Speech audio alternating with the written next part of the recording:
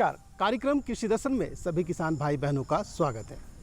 किसान भाइयों, हर तरफ हरियाली दिखाई पड़ रही है, बारिश का पानी दिखाई पड़ रहा है और हरियाली देखकर किसान भाई के चेहरे काफ़ी खुशहाल दिख रहे हैं, सभी खुश हैं। लेकिन ज़्यादा हरियाली हो जाए तो कभी कभी नुकसान भी हो जाता है। कैसे, इसके बारे में बताएंगे, लेकिन सबसे पहले देख लेते हैं कृषि समाचार। नमस्कार, कृषि समाचार में आपका स्वागत है। मैं हूं पूजा। आइए देखते हैं आज कृषि समाचार में क्या है खास। सिमडेगा में रिवराइन फिश फार्मिंग के लिए किया जाएगा मत्स्य मित्रों का चयन। मिट्टी में अम्लीयता के उपचार के लिए करें जैविक खाद का उपयोग। अगाध पत्ते गोभी के बेहतर उत्पादन के लिए लगाएं उन्नत प्रभेद गोल्डन एंकर। अब समाचार विस्तार से। सिमडेगा की नदियों की धारा में और नदियों के ऊपर निर्मित जलाशयों के आसपास या नदियों से सटे स्थल जहां पानी की धारा कम होने के बावजूद पानी की गहराई 3 से 4 फीट होती है, ऐसे क्षेत्रों में विशेष प्रकार के जाल, जीआई पाइप या बांस की सहायता से घेराबंदी करके उसमें मछली पालन करने की योजना है। ऐसे स्थानों का चयन करने तथा इनमें मछली पालन के लिए आवश्यक तकनीकी सहायता देने एवं स्थानीय लाभुकों का समूह बनाने के लिए मत्स्य मित्रों का चयन करके उन्हें 1 दिन का प्रशिक्षण दिया जाना है। इच्छुक स्थानीय युवक जो स्वैच्छिक रूप से इस कार्यक्रम से जुड़ना चाहते हैं, वे जिला मत्स्य कार्यालय सिमडेगा में 13 अगस्त 2016 तक आवेदन पत्र जमा कर सकते हैं। झारखंड के कई इलाकों में बड़े पैमाने पर अम्लीय मिट्टी वाले खेत हैं। जिन किसान भाइयों के खेत की मिट्टी अम्लीय है, वे उपचार के तौर पर खेत में जैविक खाद डालें। जैविक खाद में रहने वाले जीव मिट्टी में मौजूद अम्ल को संतुलित करने का काम करते हैं। बरसात के मौसम में सब्जी फसलों की खेती में सबसे महत्वपूर्ण होता है खेत का चुनाव करना। इस मौसम में किसान सब्जी फसल लगाने के लिए ऊपरी जमीन चुने। ढालू खेत ज्यादा फायदेमंद है। मिट्टी जीवांश युक्त हो और उसका प्रकार बलुई दोमट हो। बरसात में सब्जी फसल वाले खेत में लगातार जल जमाव रहने से पौधे में सड़न और गलन की समस्या हो जाती है। मिट्टी में अत्यधिक नमी के कारण पौधे गिर जाते हैं। इसलिए बरसात के मौसम में सब्जी की खेती के लिए वैसी जमीन का चयन करें जहां जल जमाव ना हो। इसके लिए सबसे उपयुक्त टाड़ खेत माना जाता है। खरीफ में जब सब्जी उत्पादन करते हैं, हम लोग को सबसे महत्वपूर्ण जानने योग्य बात 2 ही 3 होती है। जैसे पहला, भूमि का चयन। भूमि का चयन ठंडे मन से और दिमाग से करना चाहिए। वर्षा ऋतु में जल जमाव की संभावना ज़्यादा होती है, जिससे फसल का नुकसान ज़्यादा से ज़्यादा होता है। इसलिए किसानों को भूमि का चयन सबसे ऊंची ज़मीन और ढालू ज़मीन जो होती है, जीवाश्म युक्त मिट्टी जिसमें बलुई दोमट मिट्टी की मात्रा ज़्यादा होती है, उस तरह की मिट्टी का चयन करना चाहिए। किसान भाई पत्ता गोभी की अगाध खेती के लिए सितंबर से बुआई का काम शुरू कर सकते हैं। अगाध पत्ता गोभी के बेहतर उत्पादन के लिए उन्नत प्रभेद गोल्डन एंकर, अर्ली ड्रमहेड या प्राइड ऑफ इंडिया 2 का चयन कर सकते हैं। अगाध पत्ता गोभी की बुआई में 800 ग्राम बीज प्रति हेक्टेयर की दर से उपयोग करें। इसमें कतार से कतार 60 सेंटीमीटर और बीज से बीज की दूरी 30 सेंटीमीटर रखें। अच्छी उपज के लिए पत्ता गोभी के अगाध उन्नत प्रभेदों में गोल्डन एंकर, अर्ली ड्रमहेड या प्राइड ऑफ इंडिया 2 लगाएं। इनकी उत्पादन क्षमता औसतन 200 से 250 क्विंटल प्रति हेक्टेयर है। टेरेस्कोपिक प्रूनर एक ऐसा उपकरण है जिसकी सहायता से किसान आम, लीची जैसे वृक्षों की ऊपरी टहनियों को काटने, छांटने का काम कर सकते हैं। इस उपकरण में लंबाई बढ़ाने की भी सुविधा है। इसकी लंबाई 10 से 12 फीट तक बढ़ाई जा सकती है। आइए आज जानते हैं गोभी वर्गीय फसलों में हीरा पृष्ठक कीट के रोकथाम के उपाय के बारे में। गोभी वर्गीय फसलों में अन्य कीटों सहित हीरा पृष्ठक कीट के रोकथाम के लिए 50 से 75 हजार अंडा परजीवी ट्राइकोडर्मा प्रति हेक्टेयर की दर से खेत में डालें। 7-7 दिनों के अंतराल पर ऐसा 3 से 4 बार कर सकते हैं। और अब एक नजर राज्य के 5 प्रमुख शहरों के मौसम के मिजाज पर। आज राज्य के 5 प्रमुख नगरों के अधिकतम और न्यूनतम तापमान कुछ इस प्रकार दर्ज किए गए। रांची का अधिकतम तापमान 25 डिग्री सेल्सियस और न्यूनतम 23 डिग्री सेल्सियस। जमशेदपुर का अधिकतम तापमान 29 डिग्री सेल्सियस और न्यूनतम 26 डिग्री सेल्सियस। मेदिनीनगर का अधिकतम तापमान 28 डिग्री सेल्सियस और न्यूनतम 24 डिग्री सेल्सियस। देवघर का अधिकतम तापमान 27 डिग्री सेल्सियस और न्यूनतम 25 डिग्री सेल्सियस। वहीं धनबाद का अधिकतम तापमान 27 डिग्री सेल्सियस और न्यूनतम 25 डिग्री सेल्सियस दर्ज किया गया।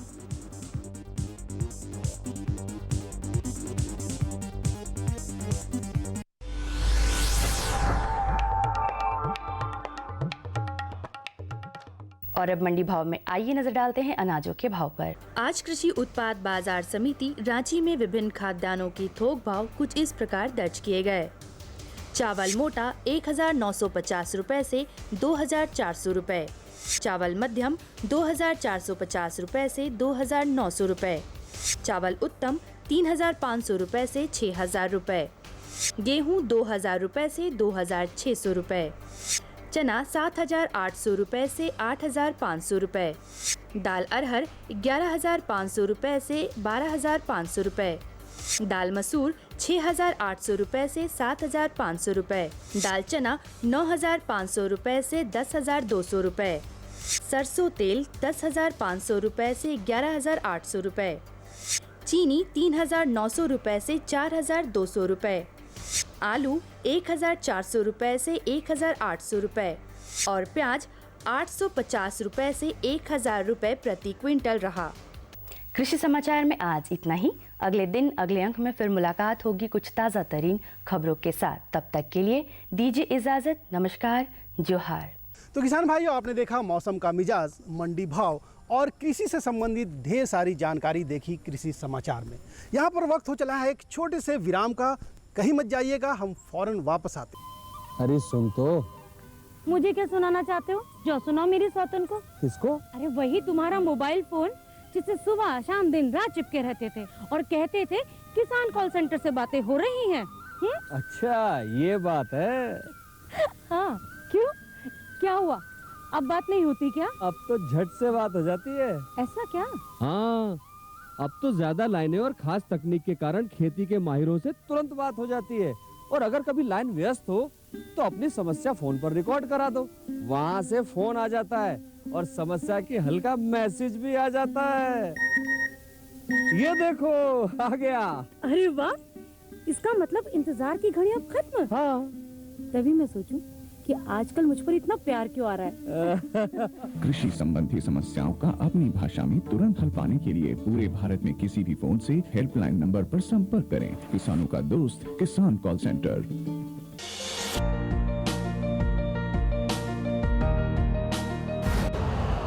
यूरिया का स्वदेशी उत्पादन 70 लाख टन बढ़ाने के लिए 6 उर्वरक संयंत्रों का उद्धार किया जा रहा है। FCIL के गोरखपुर, सिंदरी, तलचर और रामागुंडम संयंत्र, HFCL की बरौनी इकाई और PVFCL की नामरू फोर्थ। सोने पर सुहागा ये है कि देश में अब बनेगा सिर्फ नीम लेपित यूरिया, क्योंकि इससे होगा किसानों का फायदा ही फायदा। अनाज का उत्पादन 10% तक बढ़ेगा। बढ़ेगी 10 से 15% नाइट्रोजन क्षमता।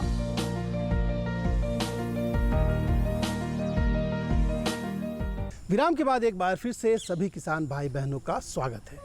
किसान भाई, अब आप सोच रहे होंगे कि मैंने पहले कहा था कि हरियाली से नुकसान पहुंच सकता है। बिल्कुल, अभी धान के खेत लहलहा रहे हैं, साथ ही साथ बहुत सारे ऐसी चीज़ हैं जो कि धान के साथ में वो भी हरी हो गई है। ठीक कहा किसान भाइयों आपने, खरपतवार। तो खरपतवार का नियंत्रण बहुत ज़रूरी है, क्योंकि ये काफ़ी नुकसान पहुंचा सकता है धान के फसल को। तो ऐसे में खरपतवार का नियंत्रण कैसे करें और इसकी देखभाल कैसे करें, इसका वैज्ञानिक तरीका भी है। और इस तरीके से अगर आप काम करते हैं तो आपकी पैदावार काफ़ी बढ़ जाती है। सही कहा ना। तो चलिए, हमारे विशेषज्ञ जो हैं आज इसी विषय को लेकर स्टूडियो में विराजमान हैं। सीधा चलते हैं उनके पास और जो भी अपने दिल में उठ रहे हैं सवाल उनसे पूछ डालते हैं। तो सीधा चलते हैं स्टूडियो। खेती बाड़ी की हर बात हमारे साथ। नमस्कार किसान भाइयों, कृषि दर्शन कार्यक्रम में आप सभी का बहुत बहुत स्वागत है। किसान भाइयों, आज हम बात करेंगे धान फसल में खरपतवार नियंत्रण और साथ ही साथ हम टॉप ड्रेसिंग की बात करेंगे। आज हमारे साथ बतौर स्टूडियो में मौजूद है डॉक्टर DK रूसिया, जो कि कृषि इंजीनियरिंग विभाग में बिरसा कृषि विश्वविद्यालय में अध्यक्ष पद पर कार्यरत हैं। सर, इस कार्यक्रम में आपका बहुत बहुत स्वागत है। नमस्कार। नमस्कार सर, बातचीत की शुरुआत में ही हमने कहा कि आज हम खरपतवार नियंत्रण की बात करेंगे।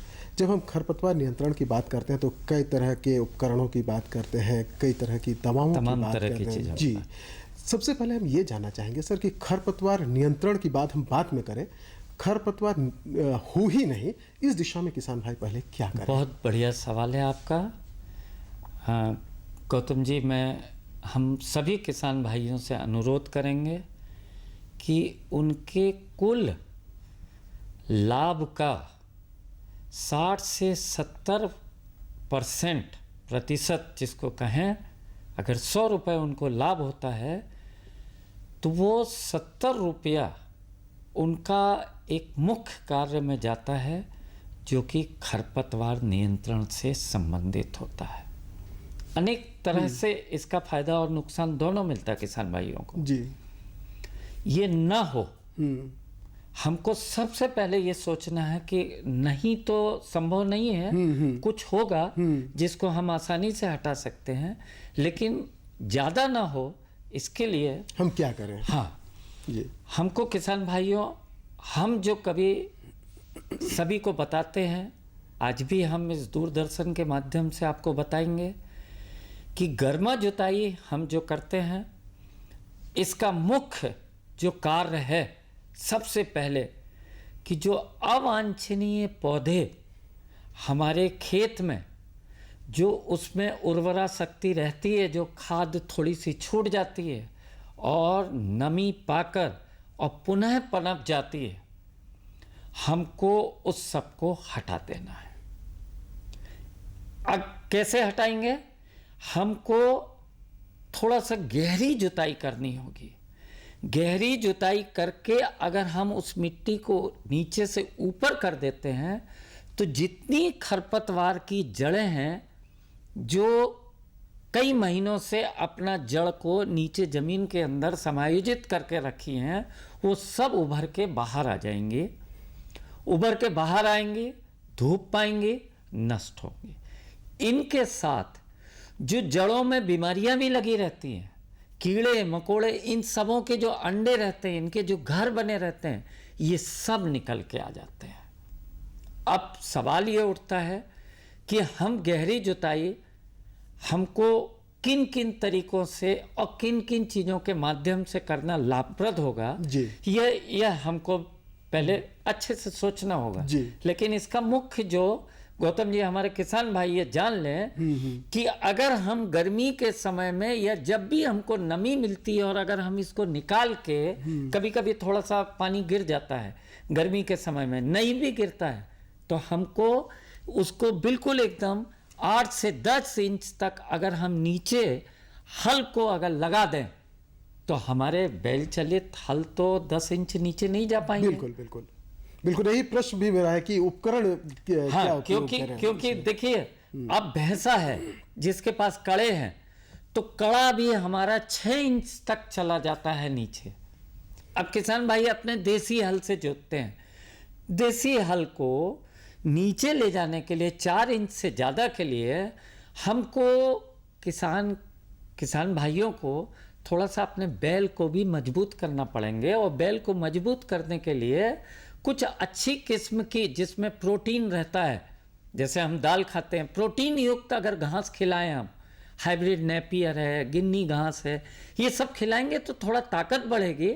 और ताकत बढ़ेगी तो जो हल है उनका देसी हल 4 इंच से 5 साढ़े 5 इंच तक नीचे जाएगा। बिल्कुल। लेकिन भैंसा थोड़ा ज्यादा ताकतवर होता है, उसकी गहराई हम 6 इंच से ज्यादा तक ले जाते हैं। लेकिन जो खरपतवार की जड़ें हैं वो 8 इंच के नीचे तक पहुंच जाती हैं। हमको जड़ें दिखती नहीं है, लेकिन जब हम खेत में खाद वगैरह देते हैं और उसको अपना मौसम मिलता है, वो अपना पनप के ऊपर आ ये जाती तो है। गाय, ये भैंस और बैल की बात हो गई सर। हाँ। लेकिन कुछ उपकरण भी तो होंगे जिससे गहरी जी हाँ। जुताई की जा सके। अब देखिए, अभी तक हम केवल कल्टीवेटर से ही जुताई करते हैं। सब लोग ये जानते हैं 9 फार वाला कल्टीवेटर अगर लगा दिया अच्छी जुताई हो गई। नहीं बंधुओं, वो पहली खेत की जुताई के लिए नहीं है हमारे किसान भाइयों। हमको अगर नीचे गहराई से निकालना है तो हमको इस प्रकार से, अगर मिट्टी ज्यादा कड़ी है तो हमारे पास डिस्क हल है। सिंगल भी है, एक इकलौती डिस्क वाला भी है और 2 वाले भी हैं। तो 2 वाले के लिए थोड़ा ट्रैक्टर में ज्यादा पावर चाहिए। एक वाला हमारा 30-35 HP तक, हॉर्स पावर तक का 30 से 35 में बढ़िया चलता है। और 2 वाला लेंगे तो स्वाभाविक है कम समय में ज्यादा गहराई से और ज्यादा क्षेत्र का एरिया निकालेगा। तो ये जब हम निकालते जाएंगे इससे, तो इससे 2 फायदे होंगे। एक तो हमारी नीचे तक की मिट्टी निकल के बाहर आएगी, दूसरा जब ये डिस्क घूमेगी ट्रैक्टर के साथ तो देखिए जो नीचे की मिट्टी है ऊपर जाके जो ढेले हैं वो चूर चूर होते जाएंगे। तो जो खरपतवार अपना गुच्छा जड़ों का जो नीचे बनाई हुई है ये फैल के बढ़िया से बिखर जाएंगे।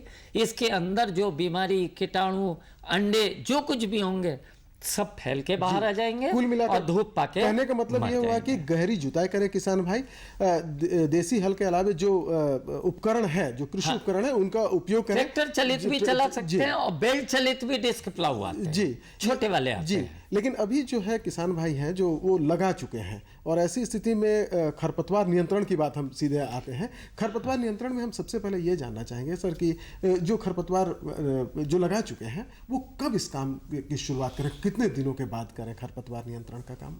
देखिए हमारे किसान भाइयों, आपने धान का बिचड़ा लगा लिया, हम लोग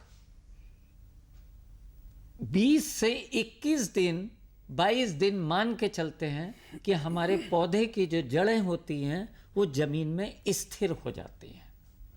पौधा उस समय टिलर छोड़ने की स्थिति में आने लगता है, एक पौधे से दूसरे पौधे निकलेंगे।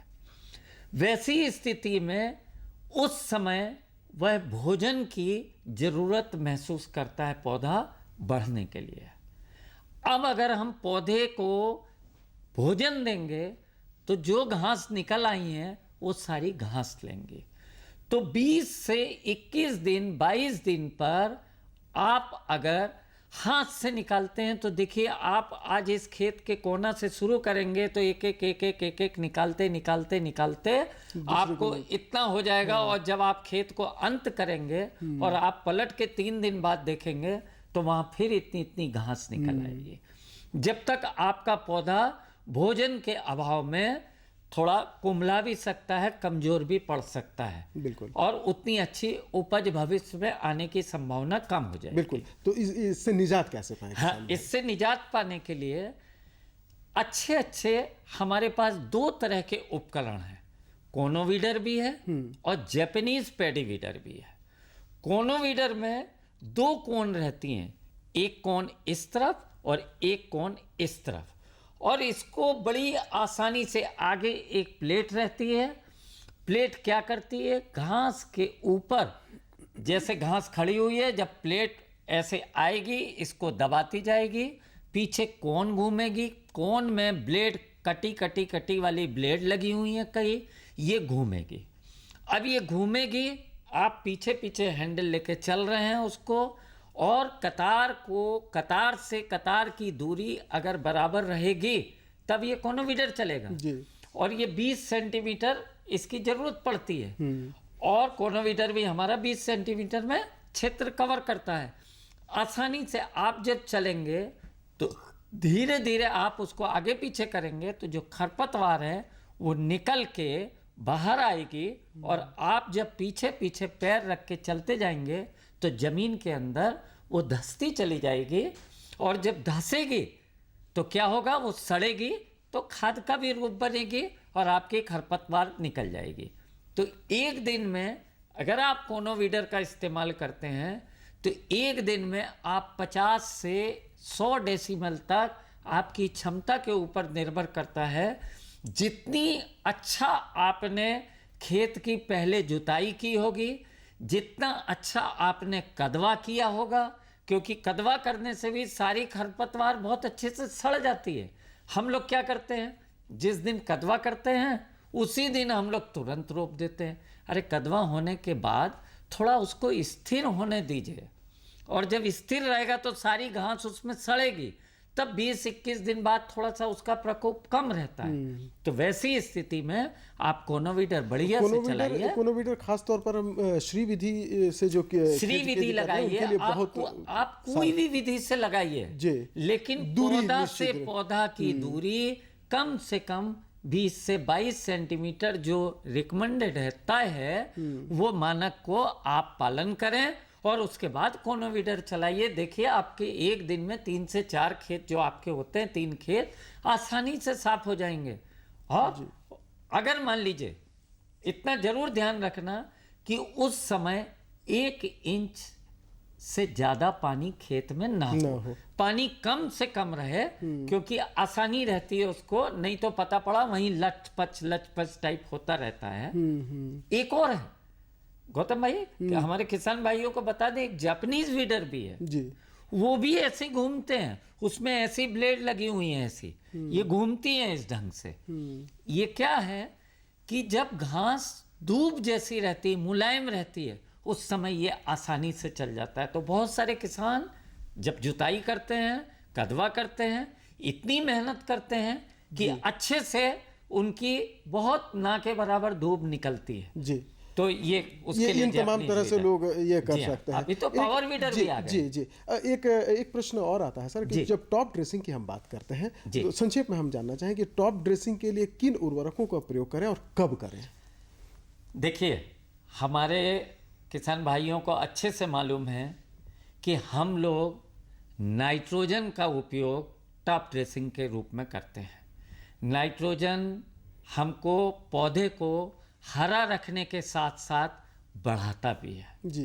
20 से 21 दिन बाद जब टिलर निकलने का समय होता है, उस समय उनकी जड़ें धान की अच्छी मजबूत स्थिति में हो जाती हैं और वो टिलर निकालने की स्थिति में तैयार रहते हैं। केवल भोजन की आवश्यकता रहती है। तो अगर हम 20 से 21 दिन बाद यूरिया का छिड़काव करते हैं, क्योंकि पोटास, पोटास और फास्फोरस जब हम धान की रोपाई करते हैं तो वो पहले ही दे देते हैं। हमारे पास समय की सीमा है, घड़ी की सुई कर रही है। किसान भाइयों, फिर इस पर आपसे हमारी बातचीत होगी। आपको बहुत बहुत धन्यवाद किसान भाई, और सर आप हमारे कार्यक्रम में, इसलिए आपका भी बहुत बहुत धन्यवाद। इजाजत चाहते हैं, नमस्कार।